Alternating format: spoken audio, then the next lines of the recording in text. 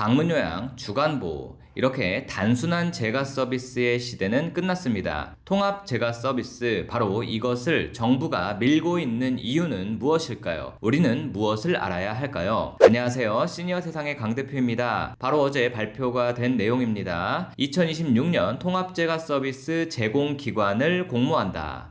이제는 한 번쯤 통합재가 서비스에 대해서 말은 들어보셨을 겁니다. 그간 시범사업으로만 공모를 했는데 이제는 상시 공모로 변경이 되는 겁니다. 이 소식은 사실 아주 중요한 내용인데요. 누구에게 중요할까요? 장기요양과 관련된 모두입니다. 즉 어르신과 그 가족분들, 그리고 현재 기관을 운영하고 계시거나 앞으로 계획 중인 분들, 마지막으로 요양기관에서 앞으로 근로하기를 고민하고 있는 사회복지사, 간호사, 간호조무사, 작업치료사, 물리치료사 등의 직종들과 관련되어 아주 중요한 발표 내용입니다. 게다가 오늘 이 내용이 결국 정부가 앞으로 요양간병시장에 어떤 의도를 가지고 정책을 펴려고 하는지 명확히 알 수가 있습니다. 조금이라도 관련이 있는 분들은 오늘 영상 끝까지 함께 해보시죠.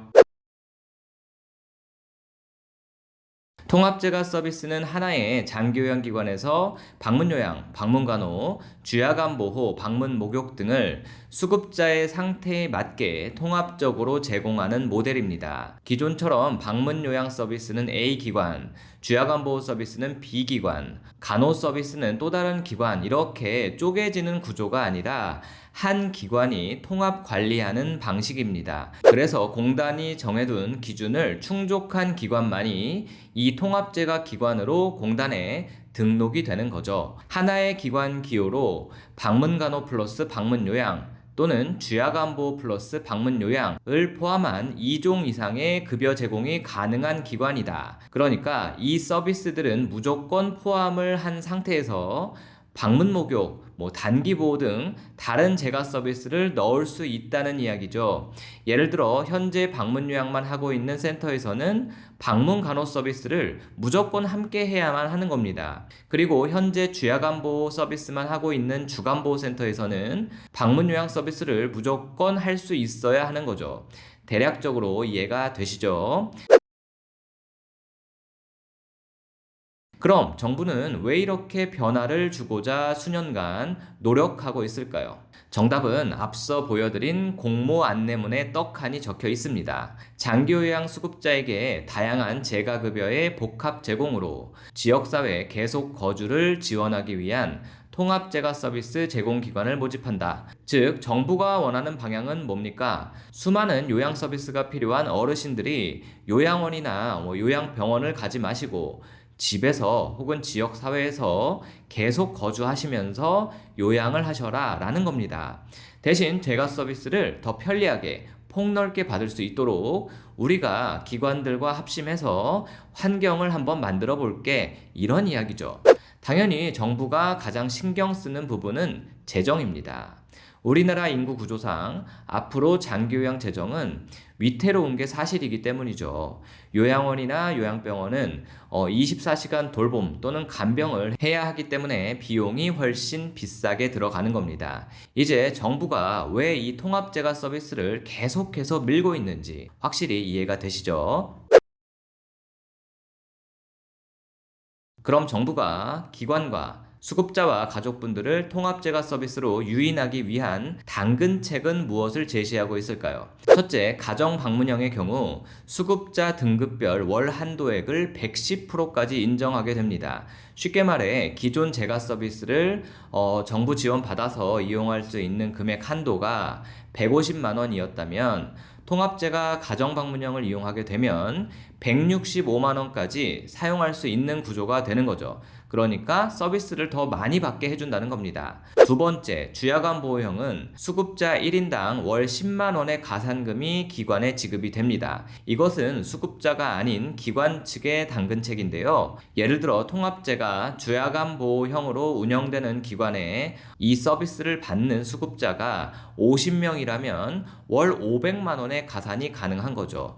물론 이론상 이렇게 가산금이 늘어나지만 그간 배치하지 않아도 되었던 치료사나 간호 인력을 추가 배치를 해야 해서 가산 수익은 좀 줄어들 수 있겠죠. 하지만 여기서 반드시 알아야 할 것이 있습니다. 통합제가 기관이라고 자동 적용되는 것은 아닙니다. 통합제가 기관으로 그냥 옮기면 10% 더 받을 수 있는 거 아닌가?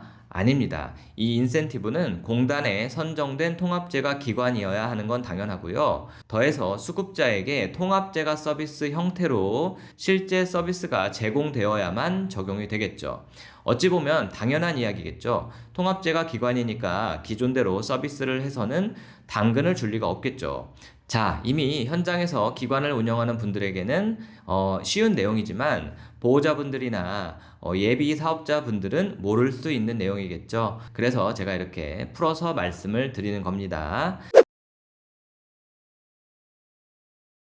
자, 그런데 이미 수년 전부터 이 통합제가 서비스로의 전환을 고민하고 있는 기관들이 많이 있거든요. 하지만 그렇게 하기가 어려운 이유가 몇 가지 있습니다. 일단 가정 방문형 통합제가의 경우는 방문 간호를 시행해야 하기 때문에 간호사라는 인력이 반드시 필요하겠죠. 이렇게 인력 기준을 변경하는 것이 쉽지만은 않은 겁니다. 생각보다 간호사 인력의 인건비 감당이 어려운 게 사실이죠. 그리고 기존 주간보호시설이 주야간보호형 통합제가 시설로 변경하려면 이와 같이 인력 기준도 바뀌게 되면서 부담도 생기지만 이보다 더 큰 문제가 있어요. 바로 기관 내부 공간에 공사가 요구될 수도 있습니다. 왜냐하면 원칙상 주야간보호와 방문요양 서비스를 함께 병설해서 운영하기 위해서는 사무실의 크기가 주야간보호만 할 때보다 훨씬 더 커야 됩니다. 그래서 실제 기관을 설립할 당시에 아무래도 한 명이라도 어르신을 더 받을 수 있도록 설계하기 위해서 분명히 사무실의 크기를 최소화한 기관들이 대부분일 겁니다. 이렇게 되면 방문 요양을 병설하려고 할 때 이 사무실의 크기가 조건에 맞지가 않는 거죠.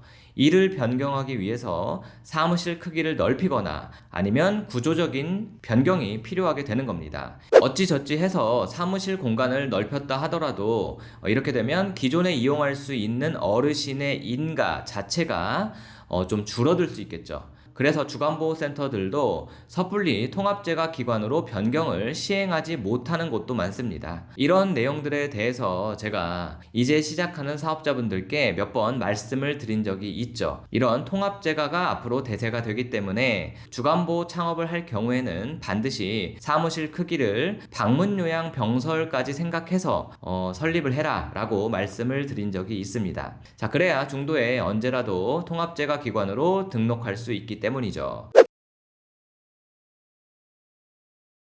자, 여기서 또 중요한 내용이 있습니다. 통합제가 서비스 대상은 장기요양 1등급부터 5등급 수급자까지만 가능합니다. 따라서 인지지원 등급은 해당이 되지 않고요. 가족요양을 받고 있는 수급자도 제외 대상이라고 합니다. 또한 타 법령에 따른 간병급여를 받고 있는 경우도 제외되니까 반드시 기억을 해두세요. 그리고 어르신과 가족분들 입장에서 통합제가 가정방문형을 제대로 이용하게 되면은 방문 간호 개입이 가능해져서 의료적 관리까지 받는 이점이 생기겠죠.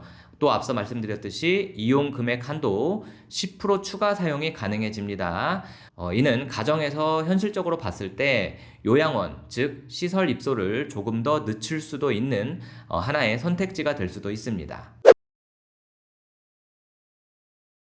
일단 요양보호사의 변화는 크게 없겠지만 사회복지사, 간호사, 간호조무사, 물리치료사, 작업치료사 이 직종들의 취업처가 더욱 많이 늘어나겠습니다. 이 부분 굉장히 중요할 수 있어요.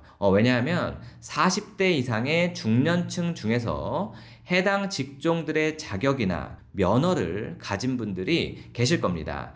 육아 때문에 경력 단절이 되면서 병원 등의 임상으로 복귀하기가 어렵고 또 본인도 원치 않는 그런 40, 50대 혹은 60대 초반까지 장기요양기관 취업은 연령이 크게 중요하지가 않습니다. 오히려 20대, 30대보다 최소 40대 이상이 더 취업 경쟁력이 있습니다. 그건 제가 기관을 오랫동안 운영해 봤기 때문에 확신할 수 있어요. 자, 앞으로 통합제가 기관들이 전국적으로 많아지면서 이 직종들에 관련된 분들의 취업처가 반드시 늘어나게 되어 있으니까 재취업을 고민 중인 분들은 취업처로 장기요양기관을 염두에 보시는 것도 좋은 선택이 될 것 같습니다.